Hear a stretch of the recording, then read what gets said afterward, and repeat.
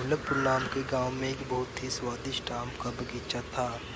उस बगीचे का मालिक बाग में ही एक छोटी सी दुकान लगाकर आम बेचा करता था। उस बगीचे के आम इतने मीठे थे कि दूर दूर से लोग वहां आम खाने के लिए आया करते थे। एक दिन उसी गांव के लोग वहां पर आम खाने के लिए आए और खाते खाते कहने लगे, सच में हमारे गांव के यहाँ आम बहुत ही मीठे हैं, इसीलिए सारे गांव के लोग यहाँ पर आम खाने के लिए आया करते हैं। धीरे धीरे यह बात पूरे गांव में फैल गई। तभी दो औरतें आपस में बात करते हुए जाती है। कहती है कि हमारे गांव के आम तो बहुत ही मीठे हैं, जो खाता है वो बार बार खाता है। लेकिन उस पेड़ पर एक चुड़ैल रहती थी जो फलों के खाने की बहुत शौकीन थी।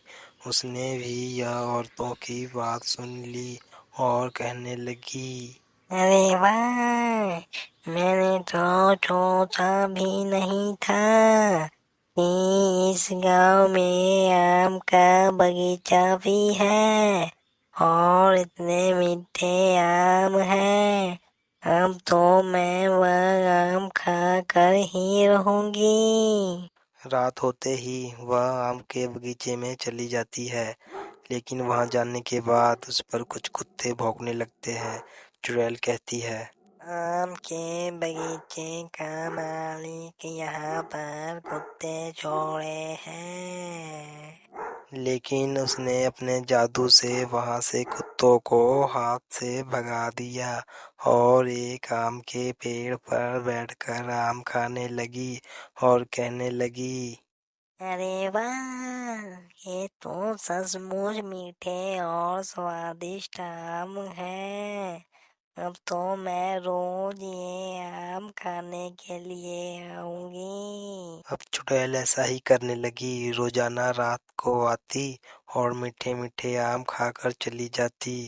एक दिन जब बाग का मालिक बाग का दौरा कर रहा था, तभी उसे बहुत ही सारा आम का छिलका वहां पर पड़े दिखाई दिया। तभी वहां समझ गया कि कोई न कोई उसके बाग से आम चुरा कर खा रहा है। फिर उसने सोचा कि चलो यहाँ पर एक चौकीदार लगा देते हैं। फिर उसने एक बूढ़े चौकीदार को रखवाली के लिए वहां पर तैनात कर दिया। लेकिन वह चौकीदार शराबी था। रात होता है, वह शराब पीता था और रखवाली करता था। रखवाली करते करते उसे चुड़ैल दिख गई जो पेड़ पर बैठकर आम खा रही थी। उसने चुड़ैल से कहा, तुम यहाँ से चली जाओ, नहीं तो मैं डंडे से मारूंगा। लेकिन चुड़ैल ने नहीं माना। तो उस शराबी चौकीदार ने डंडे से चुड़ैल को मारना शुरू किया। लेकिन चुड़ैल ने अपने जादू से उसे एक बार में ही पटक दिया और उसकी कमर पर बहुत ही ज्यादा चोट आ गई और वह वहीं पर ही सो गया। दूसरे दिन जब बाग का मालिक और कुछ लोग वहां पर आए, तो शराबी चौकीदार ने कहा, मैंने कल रात को चुड़ैल देखा हूँ जो आम खा रहा था। यह सुनकर गांव के लोग कहने लगे, तू तो शराबी है, शराब पीकर चौकीदारी करता है, या तूने नशे में किया है। चले जा यहाँ से, अब तेरी कोई जरूरत नहीं। नहीं, बाग का मालिक चौकीदार को बाहर से ही निकाल देता है।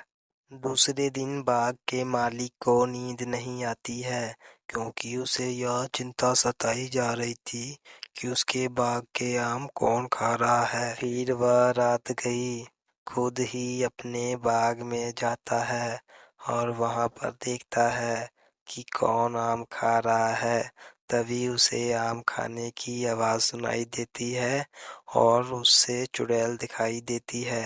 पहले तो वह डर जाता है, लेकिन बाद में कहता है, चुड़ैल, यहाँ से चले जाओ, ये मेरा बाग है, नहीं तो मैं पुलिस के हवाले कर दूंगा।